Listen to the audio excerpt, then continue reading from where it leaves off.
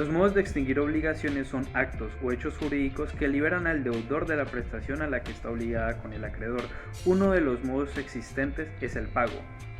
La palabra pago se relaciona generalmente con el cumplimiento de las obligaciones monetarias. Sin embargo, jurídicamente, el pago es el cumplimiento de la obligación, ya sea de dar o hacer, es decir, se refiere a la realización por el deudor del cumplimiento de lo previsto en la obligación.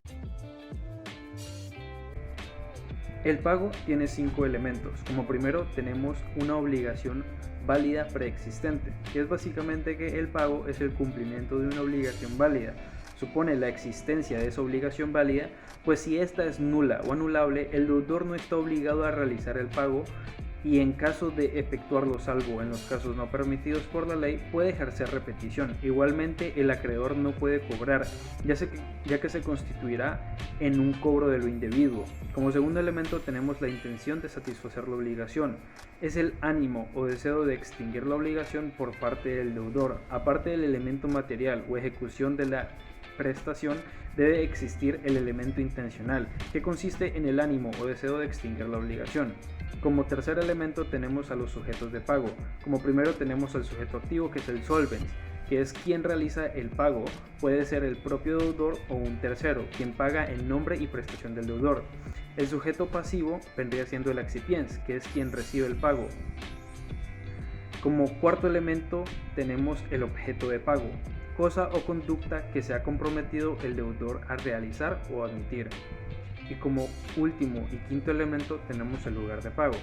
El lugar de pago es en principio el convenido por las partes al contraerse la obligación, o posteriormente si el deudor ofrece pagar en otro lado y el acreedor acepta, tampoco habría inconveniente en ello. Cabe recalcar que cuando el lugar de pago no es estipulado en el contrato, este por regla general se entiende que será en el domicilio del deudor. Consecuencias del pago. Al pago se le reconocen generalmente varias funciones. Una desde la perspectiva básica del acreedor, a saber la función satisfactiva del pago, esencial en cualquier relación obligatoria, y la otra desde la óptica del deudor, a saber la función liberatoria. A las anteriores se le agrega la función extintiva, porque origina la desaparición de la relación obligatoria, por lo que el pago satisface el interés del accipiens y libera al solvens desde el punto de vista jurídico. Principios del pago.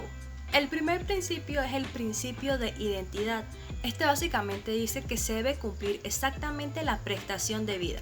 No se le puede obligar al acreedor a recibir algo distinto de lo que con anterioridad se había establecido. El segundo principio es el principio de indivisibilidad, que menciona que salvo convenio o disposición de la ley, las obligaciones siempre deben cumplirse por entero de una sola vez. Y el tercer principio es el de integridad, que habla que el pago debe ser íntegro o completo.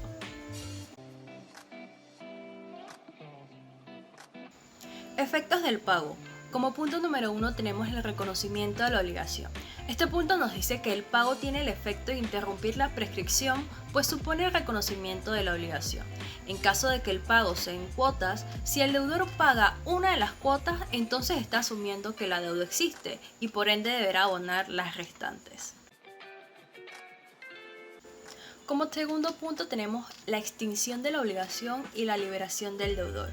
En el momento en el que el deudor paga entregando exactamente la última prestación debida, este debe quedar liberado, aun cuando el acreedor no lo consienta. Cuando es este caso, debe hacerse un pago por consignación y una vez que se apruebe el pago como válido, se libera el deudor. El tercer punto es la degradación del patrimonio del deudor. Si es una deuda prendaria, se debe devolver la cosa al deudor, o en su caso los títulos dados en garantía. Si el acreedor se rehúsa, el deudor puede demandar la cancelación de la deuda y sus accesorios por vía judicial. Subrogación. Si un tercero paga por el deudor sin ser su representante, la deuda se extingue entre el acreedor y el deudor. Pero surge una nueva, que ahora es entre el deudor del principio y el tercero que pasa a ser acreedor por subrogación. Con esto quiero decir que hay subrogación cuando un acreedor sustituye a otro en el derecho de una deuda con su pleno consentimiento. Hay dos tipos de subrogación. El primero es el convencional, que se da cuando el acreedor recibe de un tercero el pago de la deuda, sustituyendo los derechos. Y el segundo es el legal, que se da en el pleno derecho en distintas disposiciones de la ley. Por ejemplo, el coobligado solidario, al que se le exige toda la obligación. Este mismo tendrá luego el derecho de exigir su parte a los demás obligados como si fuera el acreedor. El pago en la legislación panameña. Este tema lo podemos encontrar en nuestro Código Civil, en el capítulo 4, la extinción de obligaciones, en la sección segunda del pago, que va desde el artículo 1044 hasta el 1067, en donde se mencionan diversos puntos importantes, como por ejemplo en el 1052, que nos dice que no será válido el pago hecho por el deudor después de habérsele ordenado judicialmente la retención de la obligación. Y otro punto muy importante a resaltar es lo que nos menciona el artículo 1055, que dice que los gastos extrajudiciales que ocasiona el pago serán por cuenta del deudor.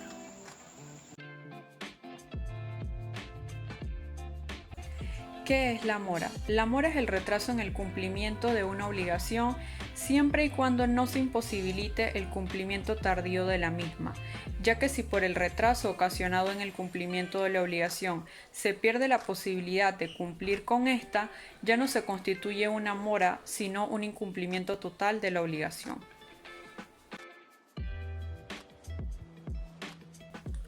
Existen dos clases de mora.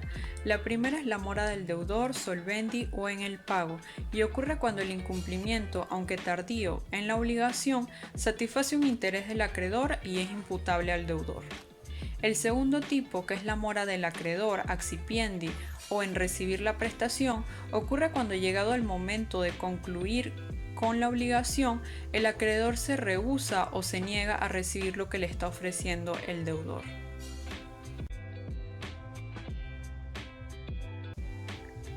La mora del deudor puede darse por dolo, por culpa y por caso fortuito.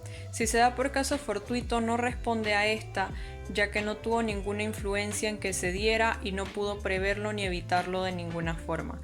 Sin embargo, si el retraso en el cumplimiento de la obligación se da por dolo o por culpa del deudor, este no solamente tendrá que realizar el cumplimiento tardío de la obligación, sino que también tendrá que hacerse responsable de una indemnización por daños y perjuicios que su retraso en el cumplimiento de la obligación hayan causado. Si hablamos de cantidades monetarias, salvo pacto de lo contrario, tendrán que pagarse intereses por esta mora. Y si no se estipuló en el contrato de cuántos serían los intereses por la mora, se aplicaría la ley, que según lo que establece la nuestra sería 6% anual de intereses. Para que ocurra la mora del acreedor es indispensable que el deudor se ofrezca a pagar la cosa debida y que el acreedor se niegue a recibirlo o no muestre la cooperación necesaria para que se pueda cumplir con la obligación. Cuando esto ocurre, la mora del acreedor compensa la mora del deudor, por lo que cualquier daño o perjuicio que el retraso en el cumplimiento de la obligación pueda generar, tendrá que soportarlo el acreedor, ya que se han dado por su mora. Ana estaba obligada a entregar a Pedro $20,000 el 31 de diciembre de 2018. Sin embargo, ella no cumplió con su obligación hasta que transcurrió un mes desde la citada fecha. Esto ocurrió porque Pedro, al momento de la fecha de pago, se encontraba de viaje, y cuando Ana trató de contactarlo para acordar cómo entregarle la cantidad acordada, este nunca le respondió el teléfono ni ninguno de los correos enviados.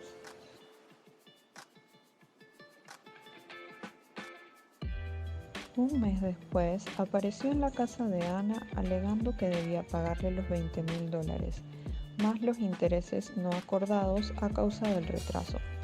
Pero ella se molestó con su acreedor y se comunicó con su abogada porque el motivo por el que había incurrido en mora era causado por su acreedor. ¿Qué ocurrió en este caso? Ana solo pagó los $20,000, ya que la conducta en la que incurrió Pedro es conocida como mora del acreedor, y por ser él mismo quien causaba la mora de su deudora, no tenía derecho a cobrar tales intereses. Bien podemos decir que la mora del acreedor con la mora del deudor se cancelan entre ellas.